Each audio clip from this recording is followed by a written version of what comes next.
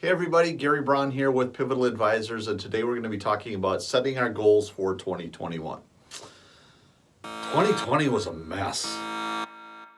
All the plans that we had went out the window. For some it got better, for a lot of us it got worse. Either way, our plans changed and performance was typically not to goal. If you were one of the exceptions, congratulations, you are definitely an exception.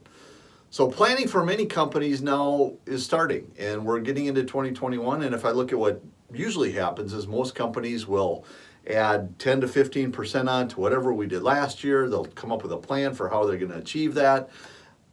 You can't do that this year because 2020 was just such an anomaly. There's so many things that happen that we don't know if they're going to happen again. And we need to come up with a plan so we can put together our revenue, we can put together our budgets, we can plan our expenses and whatnot. And it's really hard to do that based on what just happened.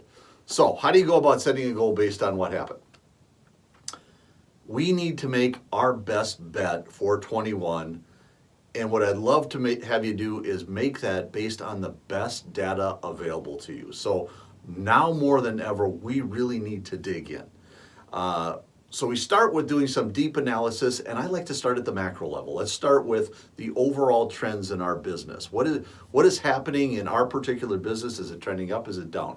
There's a lot of places you can go for that. There are business websites you can go visit. If you're part of a CEO peer group, talk to the people going on in the peer group, see what's going on in their businesses or industries. You can go to industry associations and get information from them, but find out the macroeconomics, what is going on in your industry, and are there any leading indicators that you can look at to get a better prediction of what's happening in the industry. Next, I want to go down and look at your own company trends, what's going on there, and I want you to go down to the account level.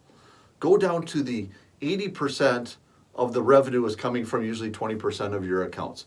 Look at those accounts and say, are they trending up? Are they trending down? Is anybody at risk that we need to pay attention to?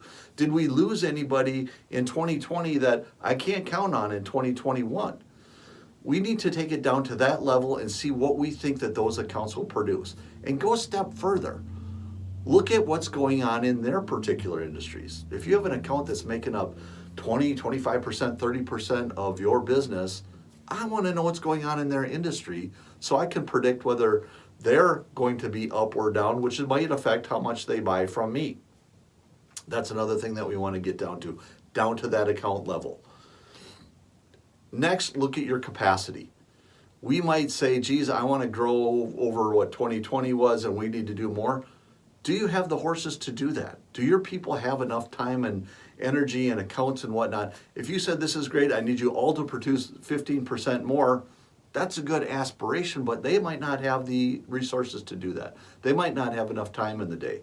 If they're already managing 25 accounts or 50 accounts or something, and you say, I need more out of you, how is that going to happen? It's not like I'm sitting around with extra time on my hands. So you got to look at the capacity of your team and find out, can they do more? And this is not a gut response and go, oh, sure, they're not busy, they can do more.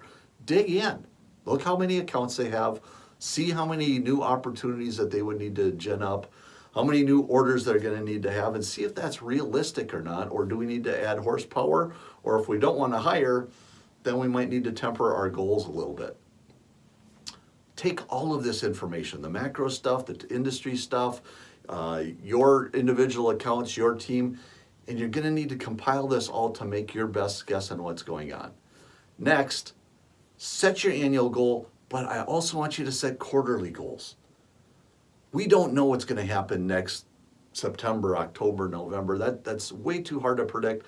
We can predict what could happen in Q1. So I want you to set a Q1 goal with some leading indicators to know if the bet that we're making is going to work or not.